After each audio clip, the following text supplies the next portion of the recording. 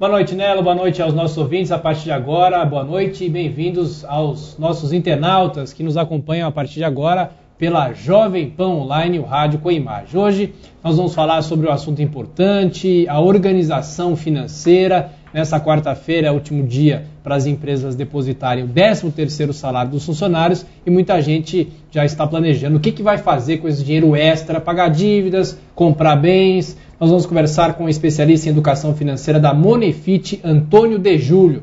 Antônio, boa noite, muito obrigado pela sua visita. Prazer é meu.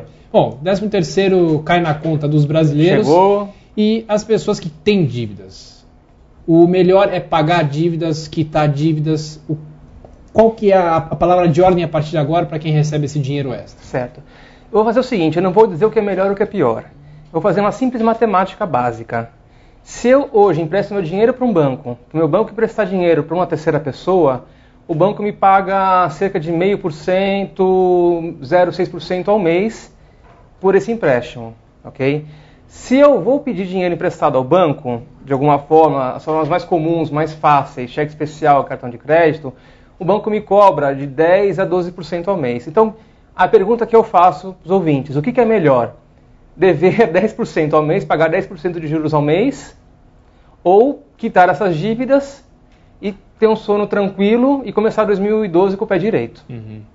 Agora, começar do zero, né? As pessoas que têm dívidas, aliás, você pega a Serasa, que faz levantamentos, quase todos os brasileiros têm algum tipo de dívida, né? Para a pessoa partir do zero, começar a pensar, respirar e saber que tem que partir de algum ponto a partir de agora, né? O que a pessoa tem que fazer? Qual que é a recomendação? Bom, a recomendação é o seguinte, se a pessoa está devendo, é a mesma coisa assim, estou doente, qual é a minha doença? Qual é o grau da minha doença? Então ela tem que fazer uma avaliação como se ela fizesse uma avaliação médica. Então ela tem que fazer uma avaliação financeira, para quem eu devo, o quanto eu devo e como eu devo, como essa dívida me atrapalha. Aí sim, colocar em ordem o que ela pode pagar primeiro, porque ela tem que separar o seguinte, existem dívidas que têm que ser pagas, contas, plano de saúde, água, luz, são contas básicas, não tem como deixar de pagar. Você pode até deixar de pagar 1, 2 meses, terceiro mês vão lá e cortam. Então, e aí partir para ação. Então o que eu posso fazer? Eu posso renegociar, eu posso refinanciar meu carro, e com esse dinheiro que está uma dívida, é a famosa troca com troco, né? Eu posso penhorar uma joia hoje custa em torno de 2% ao mês, um penhor de joias. Então, o que é melhor para mim pagar? 10% ao mês para um cartão ou 2% numa joia penhorada? Então, eu posso conseguir um segundo emprego, eu posso conseguir agora, também no fim do ano, que temos várias ofertas de trabalho, temporários, eu posso tentar conseguir trazer mais dinheiro para casa para quitar essas dívidas. Então, usa-se muita criatividade para conseguir sair desse cenário. E nós estamos abertos para as perguntas. O nosso e-mail é entrevista@jovempan.com.br. Pelo Facebook é só curtir a página da Jovem Pan Online. Pelo Twitter, @portal Jovem Pan. Marcelo Matos, boa noite, Marcelo. Muito boa noite, Thiago. Muito boa noite também ao Antônio de Júlio. Muito boa noite aos ouvintes e internautas da Jovem Pan Online. Antônio, nós tivemos aí uma enxurrada realmente de crédito nos últimos anos no país. Claro que cada cliente que entrou no cheque especial, cartão de crédito, consignado, claro que foi uma ação que ele tomou, mas de qualquer forma também, qual o papel aí das instituições financeiras para uma situação difícil na vida da pessoa? Liberou muito crédito, a pessoa não soube utilizar e agora está completamente endividada, não consegue nem pensar por onde sair. O problema do brasileiro é que ele nunca experimentou doce na vida, que é o crédito. Então, quando ele experimentou, se lambuzou muito. Então, o que aconteceu em 2008? Tivemos uma crise financeira muito severa, pior que a crise de 29, dizem por aí. E o governo brasileiro, o que ele fez? Estimulou o consumo interno. Em poucas palavras, liberou geral. Liberou geral, então as pessoas podiam comprar carro em 60 meses sem entrada, podiam pagar apartamento em 30 anos, só que ninguém avisou para essas pessoas o que são juros compostos contra elas. Esse que é o problema. Então, assim, eu ganhei uma Ferrari de presente, só que ninguém me ensinou a pilotá-la. Então, as pessoas pegaram a Ferrari e bateram no primeiro poste que encontraram na frente. Meu medo maior agora é que com essa segunda crise, ou continuação da crise, que na minha opinião é apenas uma continuação dessa crise mundial, dizem que o governo vai afrouxar o crédito como afrouxou em 2008. E outro problema também do crédito abundante, qual que foi? Foi o famoso PIBão, né, que acho que foi em 2009, 2010, não me lembro agora. PIB de 7%. Então, isso gerou também uma inflação de consumo, uma inflação por demanda. Então, as pessoas perderam a noção de quanto custa um carro, perderam a noção de quanto custa um apartamento, perderam a noção de crédito, perderam a noção de financiamento, não souberam fazer as contas. Então, isso não é papel do governo, não é papel de nenhuma instituição bancária, é papel da pessoa entender o que ela está fazendo. Porque não adianta depois culpar fulano, ciclano, o governo, instituição bancária, que o banco não me avisou, o crédito estava lá, a regra estava lá, ela tem que aprender. Porque senão fica nessa, bola de neve. Crédito, recessão, crédito, aperto, crédito, aperto. E assim vamos pro resto da vida. É aquela história da parcela cabe no bolso, né? Exatamente. Aí a pessoa vai levando. E o Brasil, infelizmente, somos os campeões de juros. Campeões de juros reais, campeões de juros da Selic, no caso, campeões nos parcelamentos, né, no custo do parcelamento. Para vocês terem uma ideia do que eu estou falando, um financiamento nos Estados Unidos, um cartão de crédito, um famoso rotativo, chega a torno de 16% ao ano. Isso que é um país que está em beira de recessão, então é um país que estimula o consumo de forma mais consciente. E aqui falamos de 10%, 12% ao mês, e as pessoas acham bonito entrar no rotativo, ou acham que é fácil sair. Não é fácil, gente, é muito perigoso. Agora, qual que é o primeiro passo? A disciplina, claro, a pessoa, né, ela deve fazer uma planilha mesmo, independente se quem está mal, claro, deve começar a atuar de alguma forma. E até quem está bem também, isso é um exercício, é um hábito que tem que ser criado? Eu comparo muito a saúde financeira com a saúde pessoal, assim, de todo mundo, né? Então, aquela coisa, se eu vou na balança e me peso regularmente, e quando eu estou a 5 quilos a mais do meu peso, e faço uma dieta e volto para o meu peso ideal, é uma coisa. Se eu espero chegar a 30 quilos, 40 quilos, 50 quilos, obesidade mórbida, tem um problema de diabetes, problema de colesterol, para no hospital, para tomar uma providência, é outra coisa. E o Brasil, infelizmente, dever aqui é complicado, devido às taxas de juros, devido aos financiamentos, devido às taxas que são cobradas. Então o brasileiro ele tem um dever triplicado, quadriplicado de fazer o controle financeiro, de colocar a educação financeira na família, de passar tudo isso para não... Porque dever aqui é pisar em ovos. Eu diria até que em ovos podres, porque um escorregão que você dá pode comprometer tua renda para o ano inteiro. A partir de quando passa a valer... Não, obviamente tentar renegociar a dívida com o banco, mas pegar uma outra dívida para cobrir, por exemplo, um cheque especial. Certo. A partir de que momento que isso vale? A pessoa precisa fazer, obviamente, as contas, mas é sempre bom, o cheque especial é o vilão e o rotativo do cartão de crédito, né? São os vilões. Sim, são as dívidas mais fáceis. Por quê? Hoje eu vou a um banco, faço um cadastro no banco, a minha conta, tanã, ganho um cartão de crédito com cheque com limite. Ganho um talão de cheque com limite. Eu não peço essas dívidas, eu não peço esse limite. Então, eles dão assim, na hora. Então são as dívidas, os empréstimos mais fáceis de conseguir. Quanto mais fácil o empréstimo que você tem, menos garantias você tem que dar que você vai quitar o empréstimo é uma conta, gente. E um dia a conta chega. Quanto menos garantia eu tenho que dar no empréstimo, mais fácil ele é. Né? Um empréstimo, por exemplo, no BNDES, uma empresa tem que dar garantia da empresa, do terreno, do galpão. Não é fácil conseguir empréstimo aí para uma empresa. Então, assim, a partir do momento que a pessoa tem um empréstimo, os juros têm que ser menores. Isso é, eu vou pegar um empréstimo, por exemplo, vamos citar aí a penhora de joias. É uma dívida de 2% ao mês, contra uma dívida de 10, 12, 14 ao mês também. Então, é muito mais vantajoso eu penhorar essa joia e pagar uma dívida de 2% do que pagar uma dívida de 10%. Aí sim é vantagem. Então, eu pego uma dívida com juros menores para quitar a de juros maiores. Um consignado, por exemplo, a pessoa fica amarrada, né? Fica amarrado. O problema do consignado é uma boa saída? Porque tem os juros mais baixos do que... Agora, a pessoa achar que consignado é segundo salário. Achar que crédito é segundo salário. Crédito não é segundo salário. Esse que é o problema. Engraçado, se você pega um extrato bancário, tem lá A, B, C e D. Né? A é limite, B, aplicação financeira, C... E o D é o total. E eles colocam o limite do cheque especial como fazendo parte do total. Não faz parte do total, do disponível. As pessoas têm que entender o seguinte. Limite é para ser usado em situações de emergência. Só.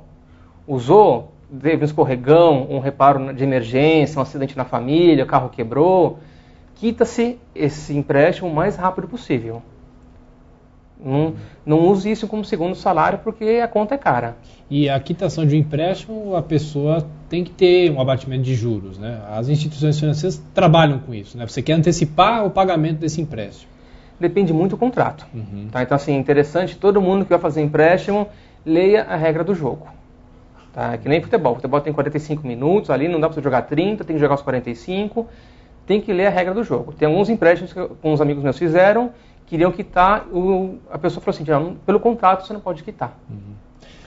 Agora, Antônio, essas armadilhas que muitas vezes, né, elas são colocadas, como você falou, então você pega seu saldo lá, eles falam em crédito que surge, eles misturam o seu salário com a sua rendimento, então você passa a imaginar, às vezes vai te dar uma milha a mais no cartão, se você fizer, pagar isso, pagar isso. Quer dizer, a pessoa também tem que estar atenta a essas armadilhas de verdade mesmo que o setor financeiro tem, é uma arma que ele tem para a pessoa não entrar mesmo.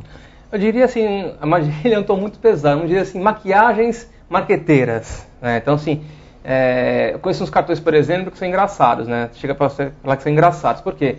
O cartão não cobra anuidade. Poxa, bacana, então não tem que ficar ligando todo ano, negociando anuidade. Só que ele cobra uma taxa de manutenção toda vez que eu uso ele. Isto é, o cartão é feito para ser usado. É uma dívida consciente. Existe a dívida saudável. Então, isto é, eu só vou pagar manutenção quando usar o cartão, então eu vou pagar sempre. Então, assim, eu achei muito interessante essas novas regras do Banco Central, que, se eu não me engano, acho que eram 50, 80 tipos de tarifas diferentes no cartão de crédito. Tarifa de segundo extrato, segundo cartão, eram várias tarifas diferentes. Agora são 5. Então achei muito interessante o que o Banco Central fez, elogio muito o trabalho dele. Ficou mais fácil para as pessoas verem o extrato do cartão. Então assim, leiam o extrato. Leiam, entendam cada linha, o que ela significa. Hoje tem internet, tem iPod, tem iPad, tem os tablets, tem aí um monte de tecnologias disponíveis, extratos, tem os caixas eletrônicos. Puxa o extrato uma vez por semana. Não espera a bomba cair no fim do mês para ver o tamanho do estrago. Então, puxa o extrato, poxa, estou gastando muito, a mesma coisa da balança. Puxa o freio de mão, sossega um pouco, deixa virar o mês. Não espera chegar no final para ver o que aconteceu. Nós estamos aqui nos estúdios da Jovem Pan Online conversando com o especialista em educação financeira da Monefit, Antônio de Júlio. Você pode fazer perguntas, entrevista@jovempan.com.br, pelo Facebook, portal Jovem Pan, e pelo Twitter. Pelo Facebook é só curtir a página da Jovem Pan Online, pelo Twitter, aí sim, @portal Jovem Pan. Imaginemos que a pessoa não tenha dívida, que a pessoa amanhã vai receber o 13º salário. Certo. O que ela pode fazer? Claro que tem todas as tentações para gastar, para comprar os presentes, né? As promoções, mas é preciso lembrar que em janeiro tem aquele acúmulo de contas, o IPVA, o IPTU é um pouco depois, é lá para o mês de fevereiro, tem material escolar também. A pessoa guarda para resgatar em pouco tempo. A poupança, nesse momento, é a melhor saída, num caso como esse. Recebe 13º, já joga na poupança, sabendo que em janeiro o dinheiro já vai ser usado? Pode até jogar, mas assim, a poupança ela não tem imposto de renda, né? Então assim, é a aplicação mais segura que tem, mas assim, não segura. Tem os títulos do Tesouro, né? Também são bem seguros. E são os melhores que todo mundo Sim, é a mesma coisa que o governo tem a maquininha de dinheiro, vai lá e paga a dívida, não tem problema algum, né? Mas assim, a poupança ela pode ser indicada. Mas se ela vai depositar esse dinheiro para sacar em janeiro, nem sei se vai valer muito a pena. O interessante dela depositar o dinheiro numa poupança, ela está criando um hábito consigo mesmo, que ela está guardando o dinheiro, de novo, ela está emprestando o dinheiro para o banco, né? Do que retirar dinheiro do banco. Então, até como hábito, isso é interessante. Para ela sentir o que é guardar dinheiro. Então, poxa, sobrou, vou guardar esse dinheiro. E se sobrar mais ainda, deixo lá. É uma boa saída, sim. Agora, a pessoa fazer um aporte, a pessoa já tem um fundo de previdência privada. Perfeito. A pessoa fazer um aporte é interessante, depende, claro, de que modalidade? Eu diria que tudo na vida você tem que ter um plano de saída. Então, se eu estou fazendo uma previdência privada, qual que é o plano de saída? Daqui a 20, 30 anos, sacar esse dinheiro e viver dele. Se eu tenho um fundo de curto prazo, uma poupança, qual que é o meu plano de saída? Eu vou pegar esse dinheiro, vou gastar depois, vou usar depois, vou fazer um consórcio, então para que eu quero esse consórcio? Então, antes da pessoa aplicar, é interessante ela entender qual é o plano de saída dela, seja em ações, renda fixa, variável, ou investimentos, em qualquer coisa que seja. Se é para o curto prazo, indicado são aplicações de curto prazo, poupança é uma delas.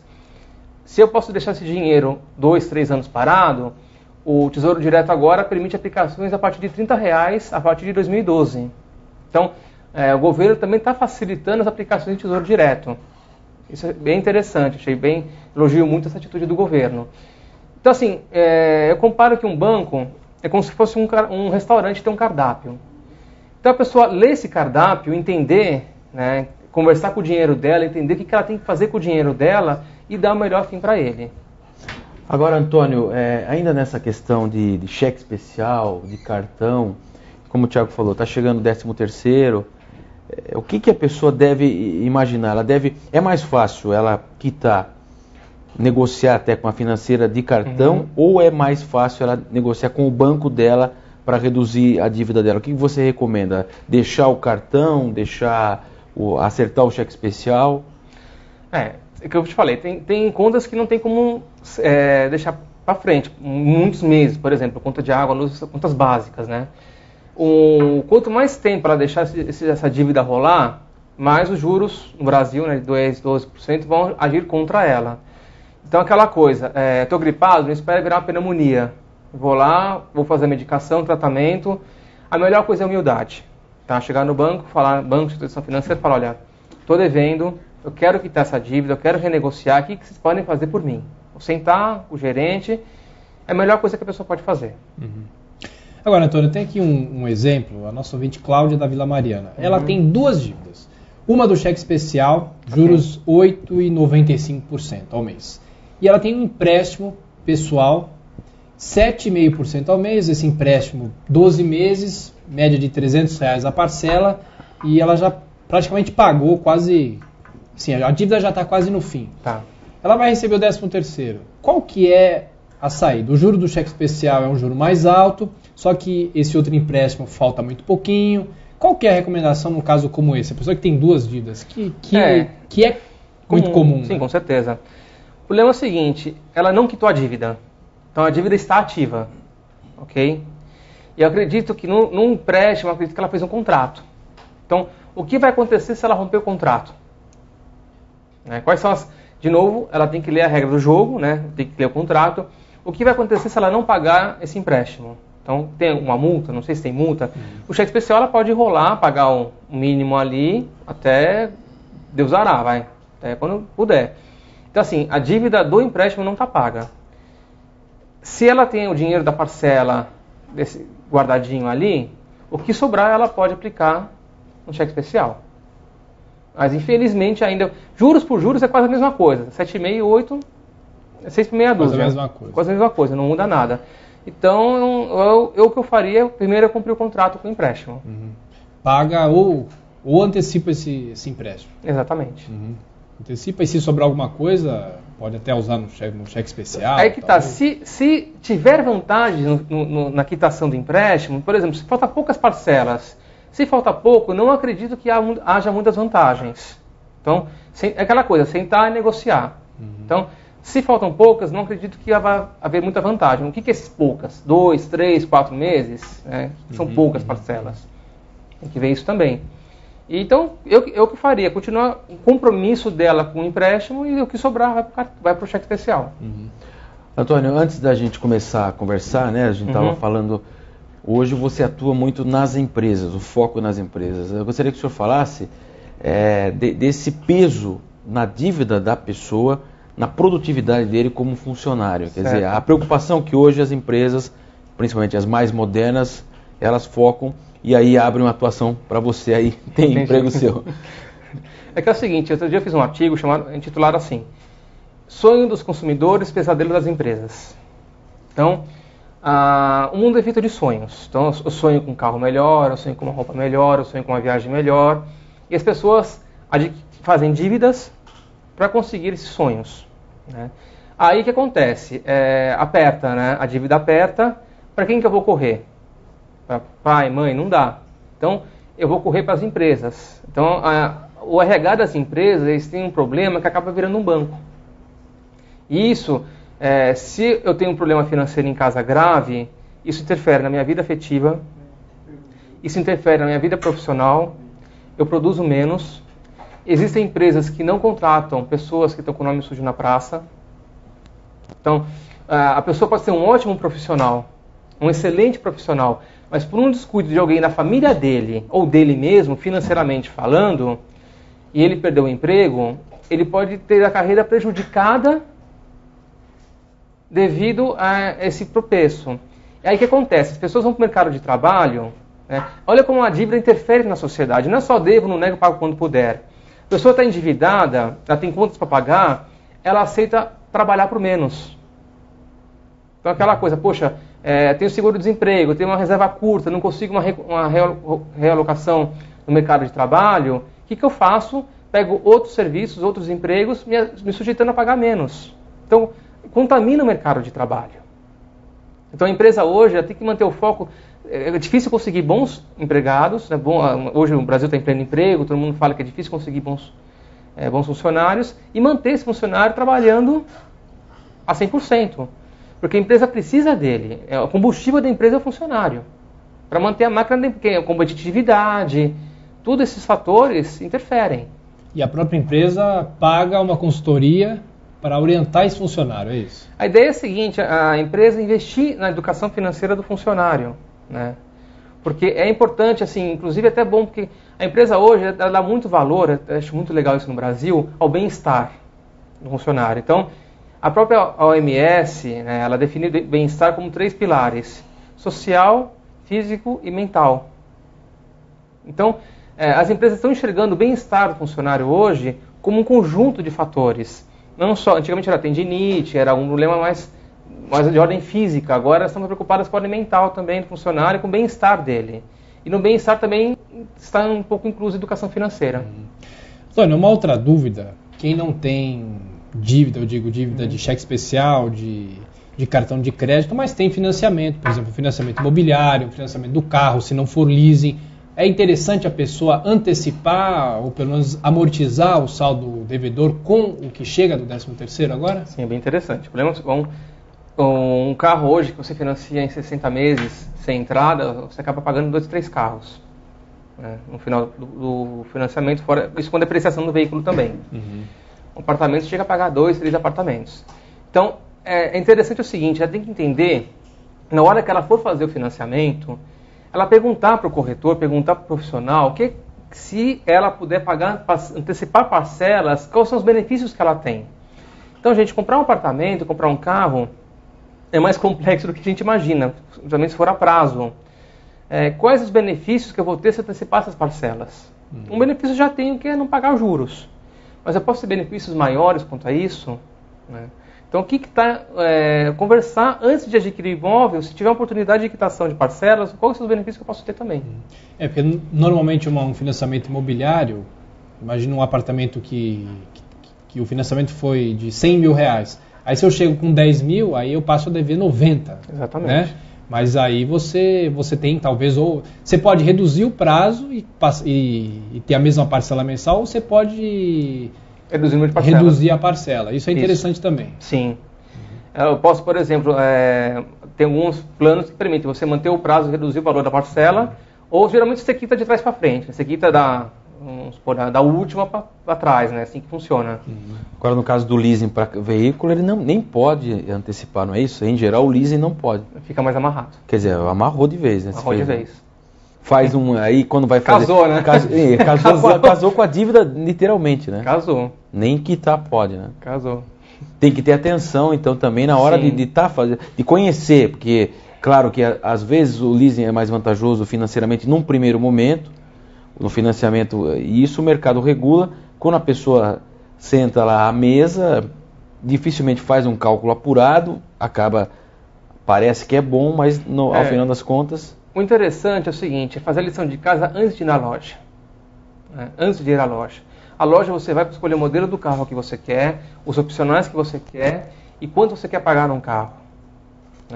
Então assim, eu já vou comprar um carro, qual é o meu poder de compra para esse carro? 30, 40, 50 mil? Então eu tenho esse poder de compra, eu vou negociar com esse poder de compra.